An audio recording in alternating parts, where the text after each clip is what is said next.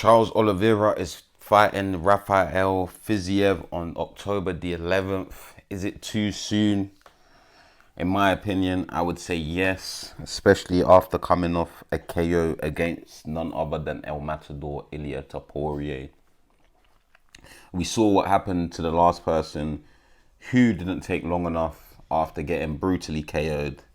And that man was Alexander Volkanovski. Came back and fought Ilia Topuria. Do I think Fiziev is as dangerous as Oliveira? No.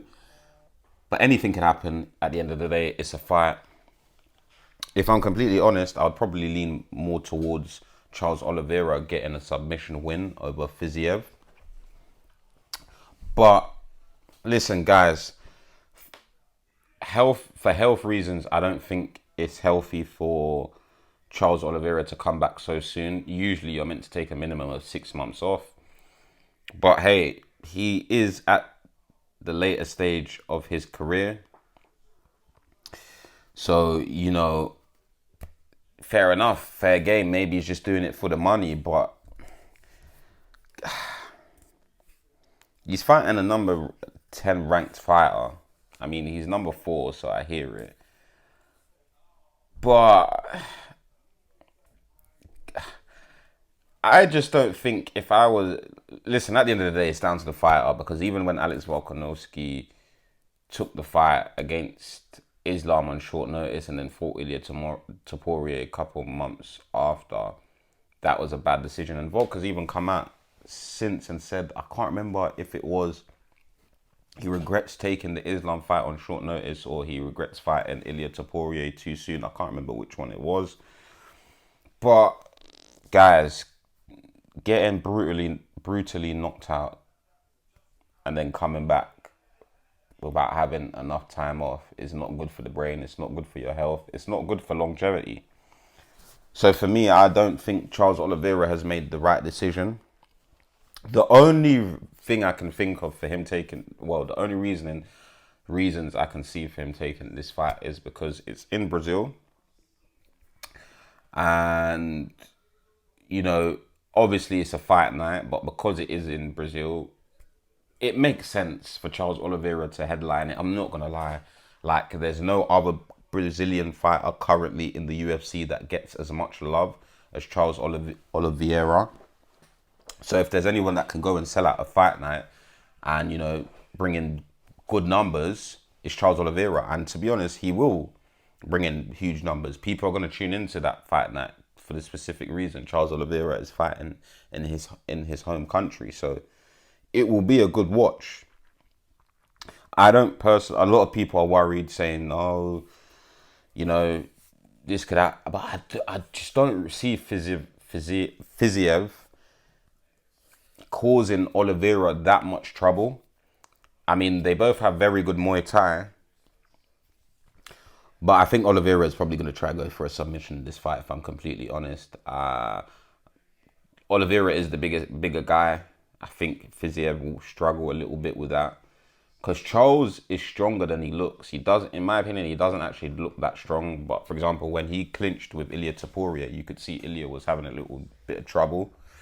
Obviously, this is the first time Charles Oliveira has fought on a non-pay-per-view. I can't remember. I think it's been like 4 years now. He hasn't fought on a non-numbered card. So it's a bit crazy to see him on a card that's not numbered. Obviously, it's the first time he's fought in Brazil since 2020. So, I mean, shouts out to him, man. It's just, health-wise, I don't think it's the best decision. I think he should have taken more time off. However, shouts out to him. He wants to, put on a show for the fans. And who knows, maybe he retires in Brazil. What better way to... There's actually not a better way for him to go out. Like, you're in your hometown, you get a win, you retire. Or, if he loses, I'm going to keep it real. If Charles Oliveira loses, he should just retire. Honestly, if he loses to Fiziev, Rafael Fiziev is a good fighter, but if he loses to him, he should just retire, honestly. But either way, guys, Charles Oliveira will not become a UFC champion again. That division is too stacked. There's so many young and upcoming fighters climbing the rankings. So, well, I wouldn't necessarily call them young, but there is fighters climbing the rankings. And yeah, man, I just don't see him getting his belt back. So I think even after this fight, what is actually next for Charles Oliveira? Because even this fight, it doesn't really make any sense. Some people are saying he should move up to 170, but I'm not going to lie to you guys. Bruv, if Islam did what he did to Charles at 155 and Ilya was able to come up. Listen, one thing I'll say about Charles Oliveira, very good fighter, but he gets hit and hurt in every fight. Every fight he gets hurt. So imagine what them 170 pounders would do to Charles Oliveira, respectfully. So, I don't actually know what's next in the career of Charles Oliveira because he's in a very weird spot. He's ranked number 4, but there's guys that will get the title shot before him. And it's like, even for him to get a title shot now, how many fights does he? He's probably going to have another 3-4 fights before he gets a title shot again. And I don't see him beating. He ain't beating Ilya. He could probably beat Justin Gaethje, but the thing is, both him and Justin Gaethje are chinny, man, so I don't know. Paddy Pimblett, I think would actually give Charles Oliveira a run for his money now, not Charles Oliveira a few years ago, and definitely now. Ilya has completely destroyed that chin of Charles Oliveira, I'll keep it real. So, Max Holloway, guys, you know what? You know what would be the perfect scenario? After this fight, he fights Max Holloway for the BMF title, but I'm going to be honest, Max Holloway smokes him. Absolutely smokes him, beats him up. I'm not going to lie. Max Holloway looks very sharp and very good at 155 pounds. And even before the Ilya fight, I was saying he shouldn't drop back down to 145 pounds. So what is actually next for Charles Oliveira, guys? Let me know in the comments. Let me know what you think. Do you think this is a bad matchup for Charles Oliveira? Do you think he's taking the fight too soon? Let me know in the comments, guys, man. But please hit the subscribe button.